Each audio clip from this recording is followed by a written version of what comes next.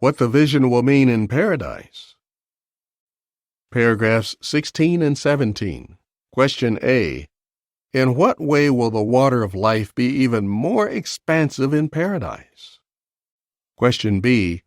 How will we benefit from that river of blessings in paradise?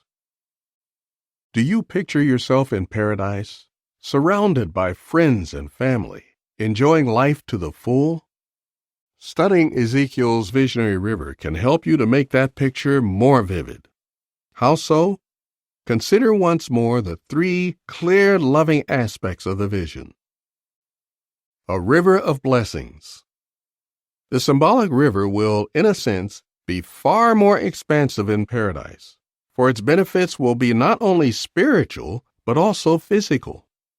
During Jesus' 1,000-year reign, God's kingdom will help faithful ones to benefit from the ransom in a much greater way. Gradually, they will be lifted to perfection.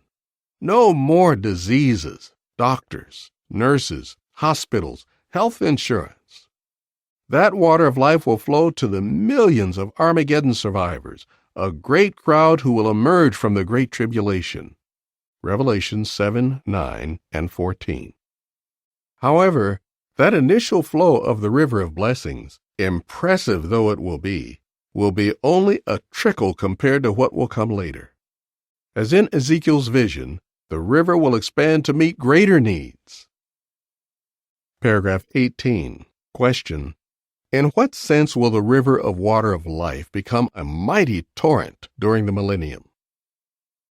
Life-giving water. During the millennium, the river of water of life will become a torrent. Revelation 22:1. Countless millions, even billions, will be resurrected from the dead and offered the opportunity to live forever in paradise. Jehovah's blessings through the kingdom will include bringing life to vast numbers of the dead, humans who have long lain powerless in the dust of the earth. However, will all those resurrected ones remain alive forever? Paragraph 19. Question A.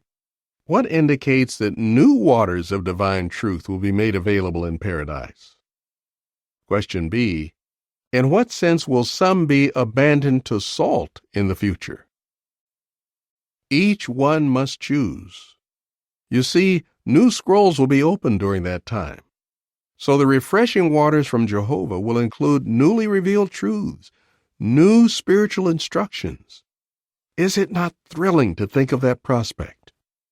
Nonetheless, some will refuse that blessing, choosing instead to disobey Jehovah. Some individuals may rebel during the millennium, but they will not be allowed to disrupt paradise. We may be reminded of Ezekiel's vision and think of those marshy places that remained barren, abandoned to salt. How foolish are those who stubbornly refuse to drink from the precious water of life. After the millennium, a group of rebels will side with Satan. All who reject Jehovah's righteous rule will face the same end: eternal death. Paragraph 20. Question. What arrangement for our benefit during the millennium reminds us of the trees that Ezekiel saw? Trees for food and healing.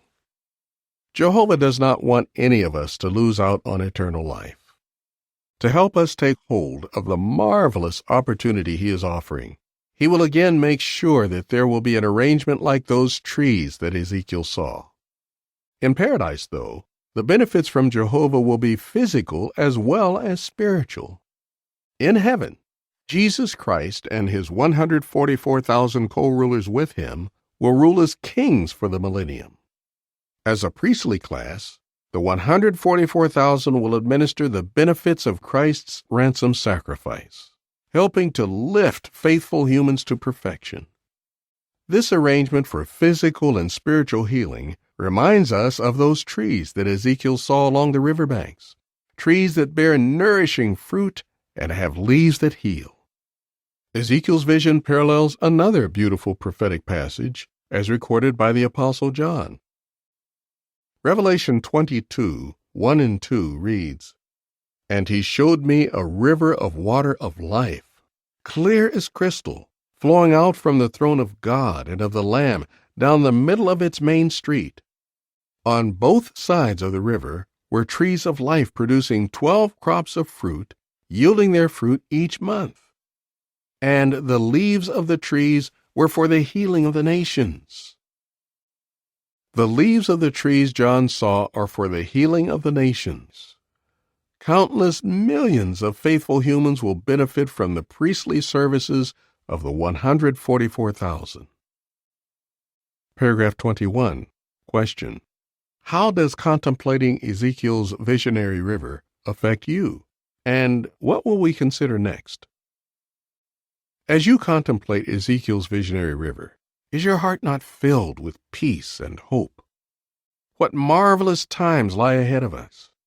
And just think, Jehovah painted striking word pictures of that time thousands of years ago, patiently inviting us to be there to see the great fulfillment, the reality promised in the pictures.